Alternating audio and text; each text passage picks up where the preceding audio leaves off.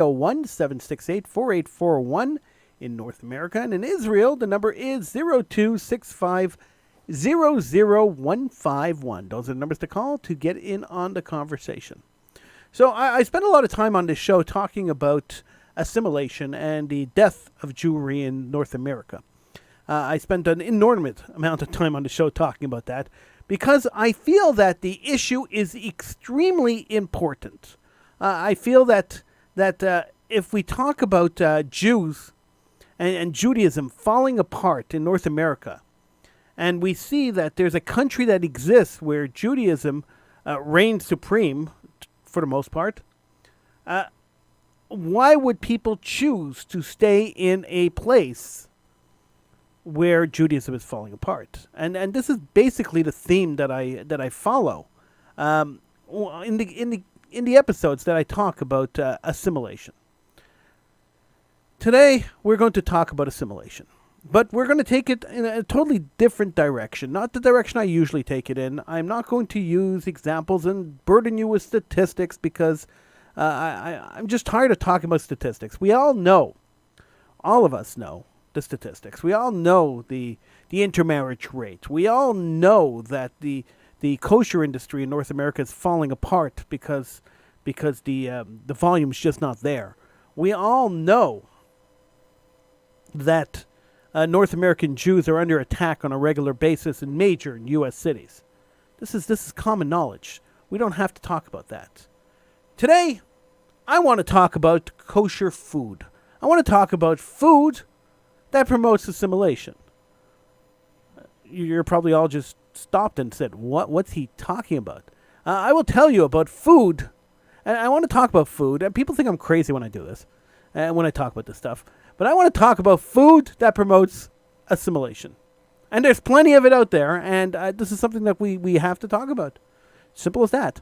I'm Howie Silbiger. This is Political Hitman on Israel News Talk Radio.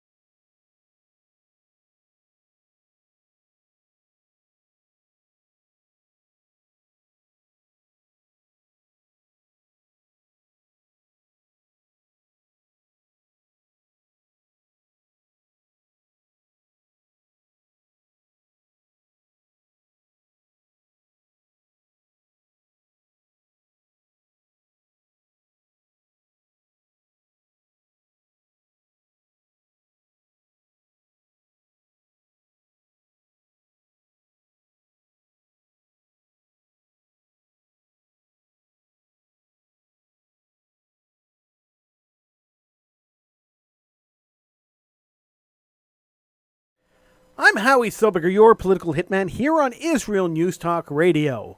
Thank you so much for joining me. You could join me in the chat room by going to israelnewstalkradio.com and clicking on that big button on the top of the page that says chat room.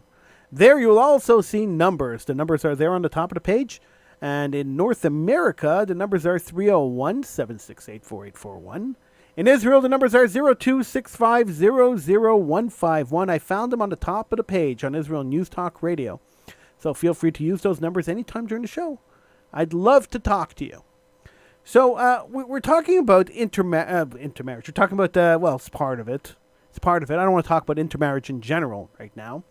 We're talking about assimilation in the Jewish community. We know in North America the assimilation rate is extremely high, almost 60% of intermarriage. The intermarriage rate is almost 60%. The assimilation rate is much higher than that. And I wanted to take a different angle when it comes to assimilation. I wanted to talk about food and how food encourages assimilation. Well, certain foods. So the other day, I got a flyer for a fast food restaurant, a kosher fast food restaurant near my house. All these restaurants have been closed because of the COVID-19 shutdowns, so they're all trying to generate business. So they deliver, and everyone's trying to generate business one way or another. So they're trying to find a way to attract people to buy from their restaurant. So this restaurant happens to be a burger joint. They sell hamburgers, French fries, hot dogs, burger joint. I get a flyer from them, and I'm looking at the flyer. And aside from the outpriced products on the flyer, one of the products was a kosher cheeseburger. And I stopped, and I looked at it. And it was a kosher cheeseburger. In fact, it was a kosher bacon cheeseburger. And I stopped and I looked at it twice and I looked at it 3 times. And I called the restaurant. I have to speak to the owner because I wanted a little more information about this kosher bacon cheeseburger. And I said to the owner, "Hi, I'm Howie, and I'm calling regarding this kosher bacon cheeseburger. I'd like to know, what are you using for bacon and what are you using for cheese?" So the guy says to me, "Oh, for bacon, we're using turkey fries. So basically, we're slicing the leg of the turkey really thin, and we're frying the leg of the turkey, and that will be that represents the bacon. It is we put some bacon flavoring into it, so it tastes like bacon and it looks like bacon. And for cheese, we have the soy cheese that melts. And we found a soy cheese that melts. And now we're making cheeseburgers. So bacon cheeseburgers, kosher bacon cheeseburgers." I listened to the owner of the restaurant. He explained this to me. And then I said to him, "Do you really believe that by pretending to be something you're not, by trying to get around the laws of kosherness, by trying to imitate things that aren't kosher, like things that are really in the Torah, in the Bible, specifically says are not kosher, do you not think that you're making a mockery out of kosher laws? By selling a kosher," and it's right there in your flyer, I said to him, "by selling a kosher bacon cheeseburger, is that not making a mockery out of kosherness? Is that not making a mockery out of laws of kosher? Is that not making a mockery out of the will of God? This is what God commanded us to do. Is not making a mockery out of the commandment?" He hung up on me. I thought about it. And I got another flyer for sushi. And I got another flyer for, they make this crab salad. And as I was reading these flyers and looking at the offerings from these kosher restaurants, I couldn't help but wonder if the food that we are eating and the food that we are promoting through our certified kosher establishments, if they are pretending to be non-kosher foods, then we are doing, and this is selling, and this is demanded and selling,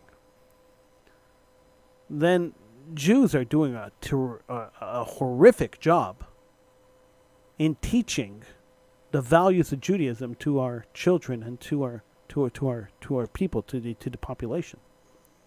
Then Jews have failed miserably in teaching the values of following Jewish tradition.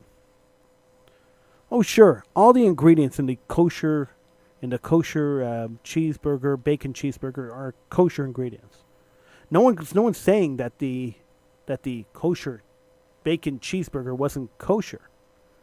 But just the concept of people wanting to eat a bacon cheeseburger,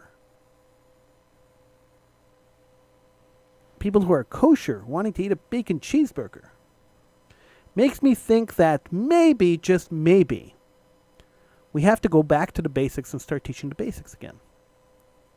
So, a while back we did a show talking about the Ten Commandments.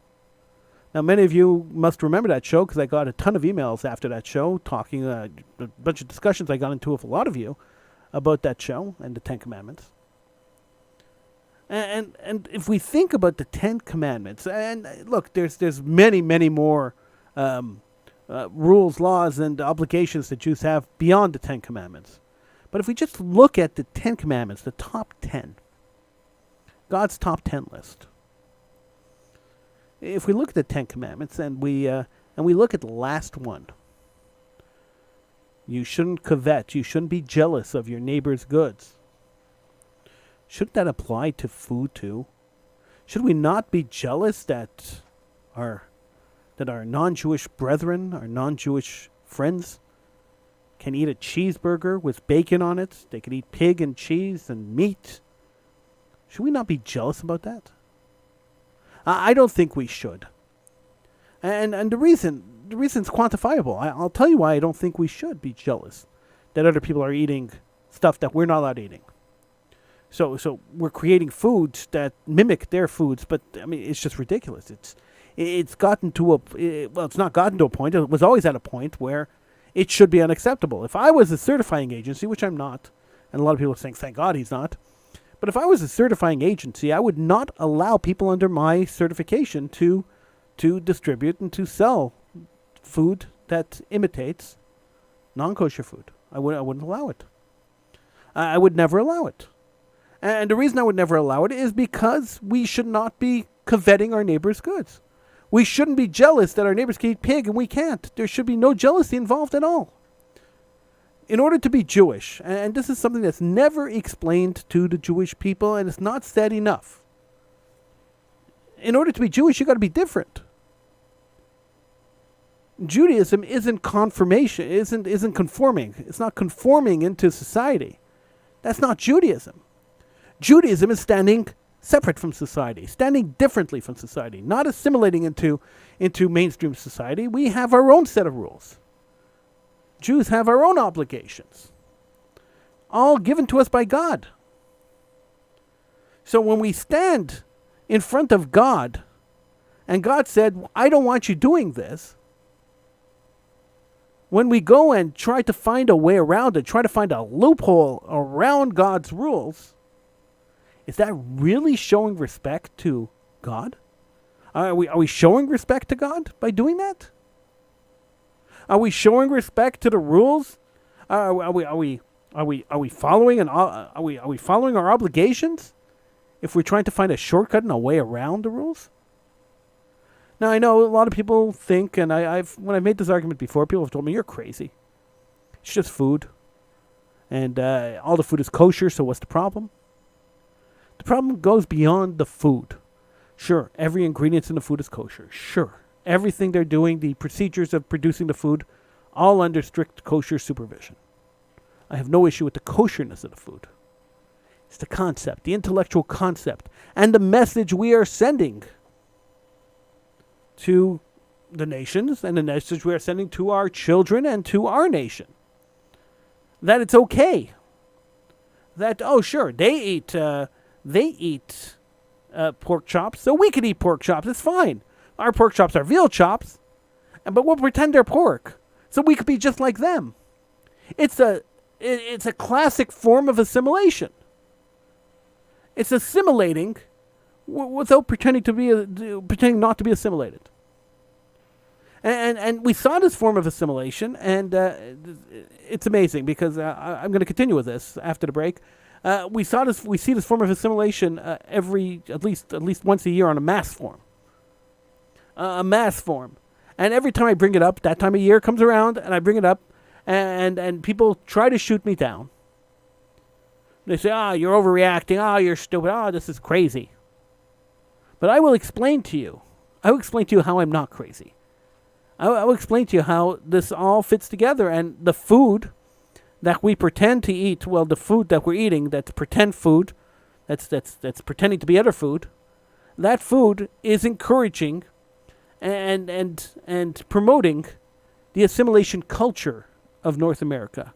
And it is one of the reasons that the North American Jewish population is falling apart. I'm Howie Silbiger. This is Political Hitman here on Israel News Talk Radio. Go to the website, IsraelNewsTalkRadio.com. Click on the chat room button.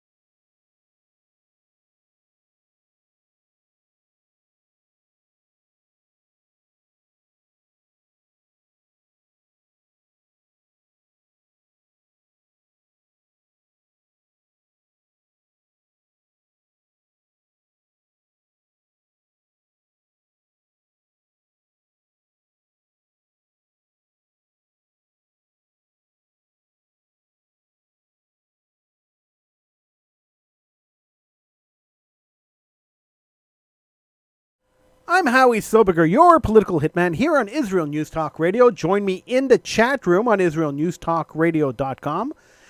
Just go to the site, click on that chat room button, and you can join me in the chat room. On the top of the page, you'll also see the numbers to call in. In North America, the number is 301-768-4841. In Israel, the number is 02-6500151. Feel free to call in, be part of the program here on Israel News Talk Radio. So we're talking about assimilation and food. We're talking about food assimilation, and I saw that I've already gotten reaction to what I'm saying.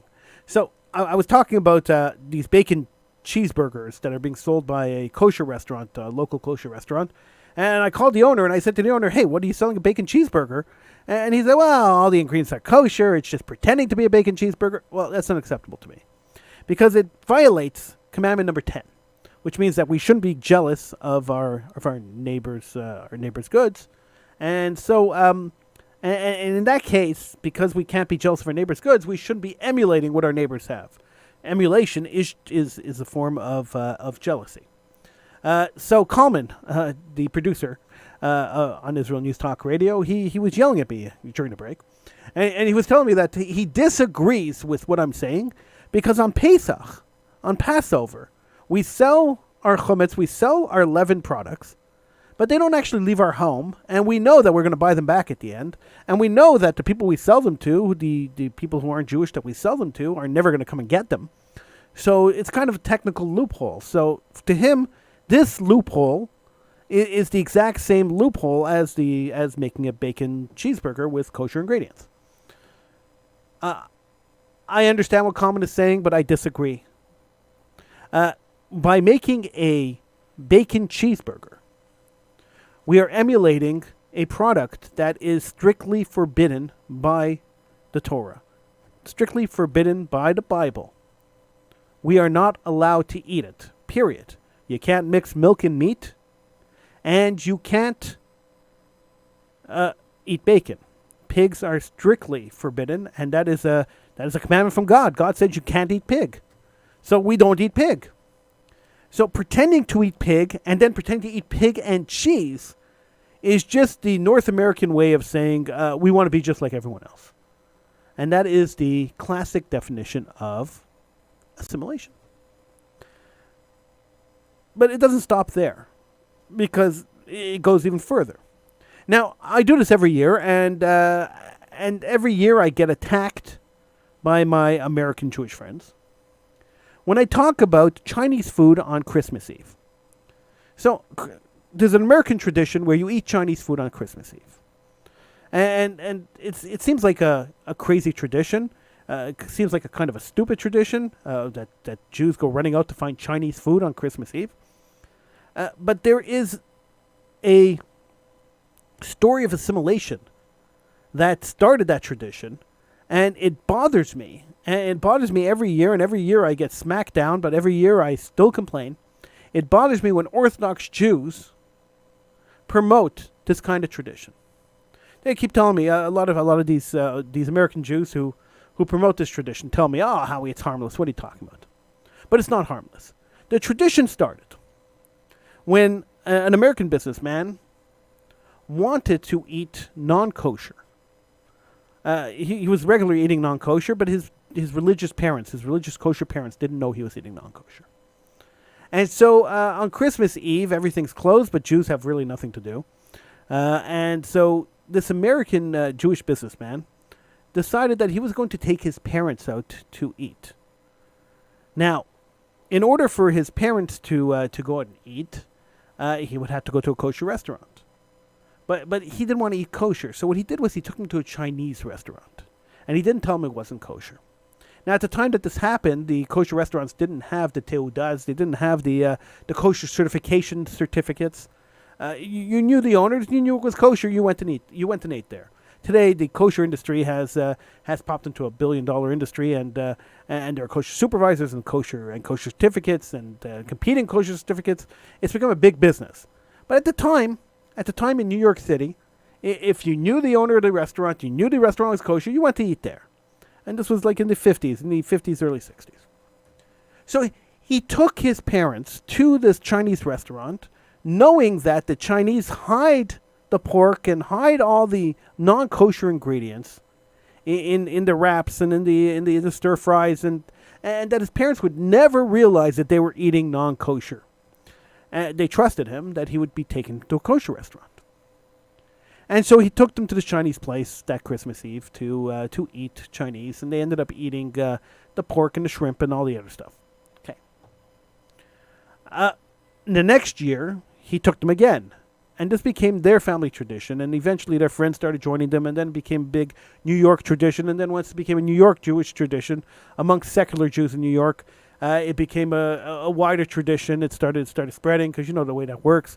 One friend does another, and invites another, and another one says, "Oh, that's a great idea. Let's do it." And suddenly became an American Jewish tradition to eat Chinese food on Christmas Eve. But when the story starts with a man deceiving his parents to go and eat non-kosher food, and this is the tradition, and this is the tradition that Jews, kosher Jews, are promoting. What you are doing is you are promoting assimilation. You are actually actively taking part in the destruction of the Jewish people by promoting assimilation, by promoting people to go and eat food that appears to be kosher but is not. And I get slapped down every year. Every year they tell me, "Howie, you're crazy. What are you talking about? This is totally insane. What you are saying is insane," they tell me. And I say to them, "Well, you know the story, the origin story." And they say, "Yeah." And I say, "You know the origin story was a Jewish guy lying to his parents to eat non-kosher." And they say, "Yeah." And I said, "And you know that that kosher Chinese food, the way they prepare kosher Chinese food and the way they prepare non-kosher Chinese food are almost identical. So if I took you to a kosher Chinese restaurant and then you took me to a non-kosher Chinese restaurant, they probably couldn't tell the difference between the dishes." He said, "Yeah, I know that." I said, "So should Jews really be eating Chinese food altogether then? If the food looks so similar, and that a Jew might confuse kosher for non-kosher, should the certifying agencies, should people be making kosher Chinese?" And that they don't have an answer for. That they say, "Oh, I have to think about it. I don't know. Maybe not. I have to think about it." Then I ask the question. I say, all right. So let's say it's okay, and now you want to eat your Chinese food, and you want to have a big glass of almond milk with it. So you have a big white glass of milk lying on the table with you, and somebody else walks by, and they look at it and they say, "Huh, look at that. An Orthodox Jew eating meat and drinking milk." It's a concept called marazayin. It means a bad eye, where people are looking at you and they see you doing something which is usually okay, but they assume that you're doing something wrong because of the way it looks. So the rabbis have said, look, if you're going to have almond milk, leave the container on the table so at least they see that it's a container of almond milk or cream or whatever. But why would you get yourself into that position anyway? Why would you even go there? Why do we insist on doing this stuff? Because we want to feel like we fit into society. The Jewish population of North America wants to feel like they are part of regular society. And the only way to feel like they are part of regular society is to emulate and to recreate regular society within their realm. And to pretend that they are accepted in regular society. This is why they do it. This is exactly why the only reason they do it. I mean, does the food taste good? I'm sure it must. I as a rule, try not to eat food that emulates non-kosher food. So, I mean, I'll have pizza because pizza is just cheese, and I won't have pizza with fake meat on it. I won't have pizza with tofu meat on it. No, because that looks too much like a non-kosher food. I don't eat that kind of food, and I don't eat that. It's a conscious choice I made not to eat that kind of food. And when I worked in the food industry, I never even served that kind of food. When somebody ordered it, I had somebody else serve it. I refused to even serve that kind of food because I feel it's wrong. Because I feel that we're promoting assimilation by providing this kind of food and by encouraging people to eat this kind of food. We're promoting assimilation, and any promotion of assimilation sits wrongly with me. We have to be promoting Judaism. We have to be promoting kosher food and food we're allowed to eat and food that we should be eating and food we have a rich tradition of Jewish cooking, and we should be promoting the rich tradition of Jewish cooking. You have cooking from all over the world, Jewish traditional cooking from all over the world, hundreds of thousands of dishes, and we have to resort to making a bacon cheeseburger?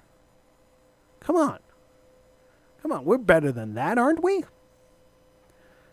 Now, for my non-Jewish friends who are listening, I don't, it's okay for you to eat the bacon cheeseburger. You're not obligated not to eat it.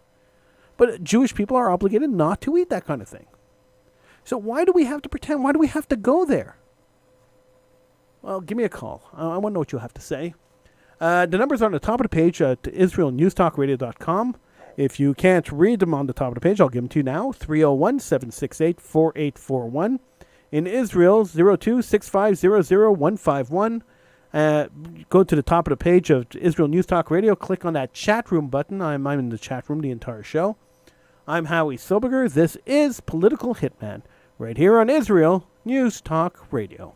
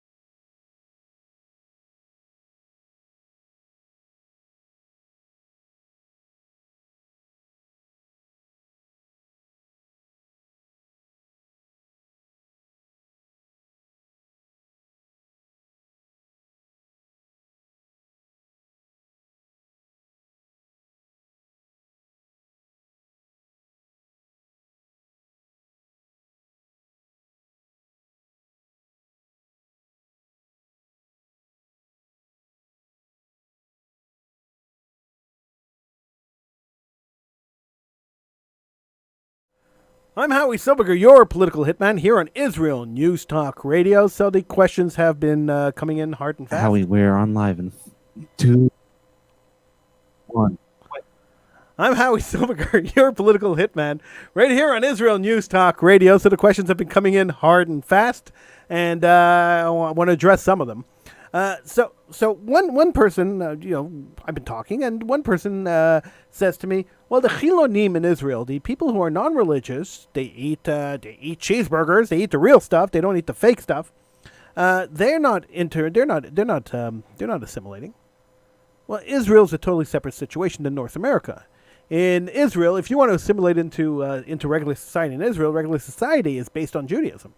It's a Jewish-themed country, so it's a little different than integrating into the Judeo-Christian society of North America, because people choose more the Christian than the Judeo side, and that's really where the issue lies. Now the issue may be that Jews are assimilating into American society because they're not living in Israel. Well, that's a given, isn't it? If Jews moved to Israel, then we wouldn't have this problem of intermarriage in North America. But the reality is that Jews live in North America, so that's where we're at. I got a message from Frank. He says, should children be given toys of non-kosher animals? So of course this question is based on the predicate. He didn't mention it in the question, but the predicate of this is that that Muslims don't give their children toys of non-halal animals. So if Muslims don't eat pork, they won't give their children a pig doll. There are segments of Orthodox Judaism that does that too. They don't give their children dolls of animals that are non-kosher. I don't see the relevance or the point in not giving your children dolls of non-kosher animals. It doesn't really make much sense to me. I honestly, I've never had a conversation with a child who had a, let's say, pet cow or a stuffed cow. We'll call it pet cow. A toy that's a stuffed cow. I've never had a child, a 3, 4, or 5-year-old child, lift up the cow to me and say, "Hey, look, a hamburger. Hey, look, rib steak." I've never had them do that. I've had them lift up the cow to me and say "moo," because that's the sound a cow makes. But the association between the animal and the food usually comes a lot later in life. So I don't think that giving a baby or a toddler an animal that represents a non-kosher, a stuffed animal that represents a non-kosher animal, is really going to affect very much that baby's perception of what they can and can't eat. So I have no issue with giving babies any animal. If they're learning how to make the sounds of animals, they're learning what sounds each animal makes, giving them that animal will probably help to make the association between the sound and the animal. So I'm not Muslim, and I know Muslims have a strong feeling about this. I don't really have a particularly strong feeling on giving children toys of non-kosher animals. If you want to get on the conversation, you could do so. Go to IsraelNewsTalkRadio.com. Numbers on the top of the page. Click on the chat room button. You could join me in the chat room. I'm in the chat room the entire show, so you could post up messages in the chat room. You could call in North America. The number to call 301-768-4841. In Israel, the number is 0265000151. We are talking about food that is kosher, but looks like non-kosher food. I used the example of a bacon cheeseburger that a kosher restaurant near me is selling. They're hawking a kosher cheeseburger, a kosher bacon cheeseburger. When I called the owner of the restaurant and I asked him about this kosher bacon cheeseburger, he told me, the bacon is actually turkey and it's kosher, and the cheese is soy cheese and it's kosher, and so there's no issue in the kosher department, but there's an issue in the moral department. And I really feel, and I'm not being facetious here. Everyone thinks I'm joking when I say this, but I actually feel that we are violating the 10th commandment, the commandment of not being jealous of our neighbors. We are violating that commandment by trying to emulate the food that our neighbors eat. Jews have to be proud of our heritage. We were given a lifestyle by God.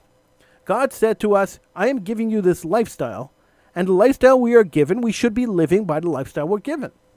Now, God told us that we can't eat certain things and we can't do certain things. So doing them is really trying to skirt around the rules, trying to get around God's commandments. And that to me is wrong. We shouldn't be trying to skirt around God's commandments. We shouldn't be trying to say, "I know better than God. If God told me not to do it, I know better than he did." When we do that, are we any better than the assimilationists? Are we any better than the Hellenists? Are we any better than anybody else?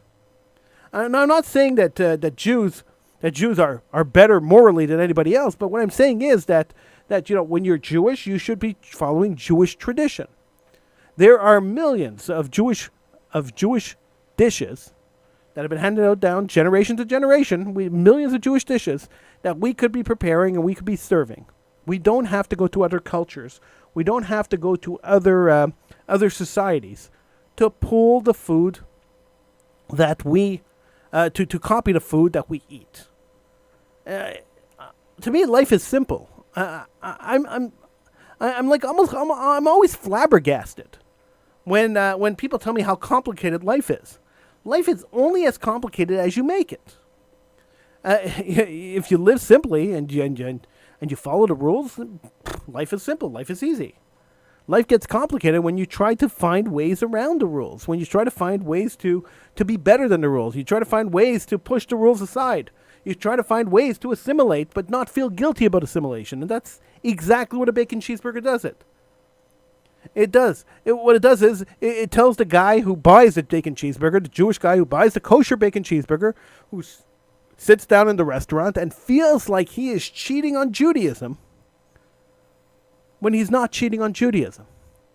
He has that winning expression. It's like the kid who tells his teacher, "I'm not feeling well," right before a test, and the teacher sends the kid to the principal's office or to the nurse's office, and the kid sits there. I have a tummy ache, but the tummy ache doesn't really exist. But the kid's smiling because they got away with not taking the test. It feels like you're trying to cheat, and so when cheating becomes a good thing, and when the feeling of cheating becomes a good thing and not a negative, becomes a positive instead of a negative, then perhaps we should be rethinking about the way we live our lives. Perhaps we should be rethinking the way we look at our situation, the way we behave, the way we interact with our religion. Religion has become a really bad word in North America. North America has disparaged religion for decades.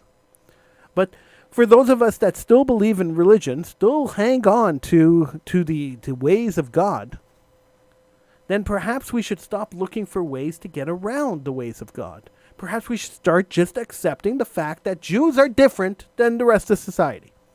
We live differently. We have different rules. We eat different stuff. We pray differently. We do everything differently. And the beauty of Judaism, the gorgeous part of Judaism, the part of Judaism that is the least emphasized but the most brilliant part of Judaism, is the fact that we are different from everyone else. It is the most brilliant part of Judaism. We look the same. We speak the same languages. Those of us who have been assimilated into societies, and all of us are assimilated to a certain extent, speak the same languages as the rest of society, but we do things differently. We behave differently. We act differently. Our moral values are different. Our family values are different. The commandments, the ways we have to interact with God, the ways we have to interact with each other, the ways we have to interact with society is completely different than secular society, than the people who aren't Jewish. And so we have to be celebrating this difference, not trying to hide it. We should be celebrating. We should be pushing this difference, and we should be pushing our specialness forward rather than putting it away and being embarrassed by it. And the embarrassment of the specialness of Judaism, the differentness of Judaism, is what causes most Jews, at least in North America, to assimilate into society, to try to get rid of that differentness and tell society, I'm the same as you.